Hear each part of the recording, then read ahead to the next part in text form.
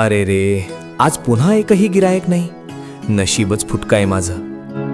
बघा तर खरं, समोरच्या सुरेशच्या दुकानात कशी गर्दी उसळली आहे.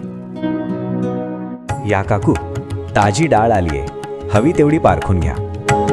हा नक्कीच काहीतरी जादू करतोय, नाहीतर लोक माझ्याकडे का येत नाहीत. अरे रमेश, तुझा चेहरा असा का पडलाय?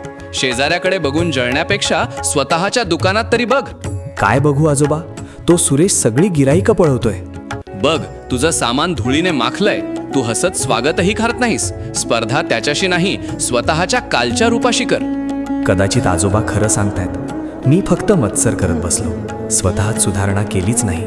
चला, आता हे दुकान मी नव्याने सजवणार. स्वच्छता आणि प्रसन्नता असली की लक्ष्मी नक्कीच येईल. वा रमेशराव, आज दुकान कसं अगदी प्रसन्न वाटतंय. मला 5 किलो तांदूळ द्या बरं. नक्कीच काकू, हा घ्या उत्तम दर्जाचा आंबेमोहोर तांदूळ. पुन्हा नक्की या. रमेश दादा, आज तुमच्याकडे खूप गर्दी आहे, बघून आनंद झाला. हो सुरेश, मी आता स्वतःशी स्पर्धा करायला शिकलोय. दुसऱ्याचा द्वेष करण्यापेक्षा स्वतःच्या कलेत आणि सेवेत सुधारणा करा. तुमची खरी स्पर्धा ही स्वतःशीच असते.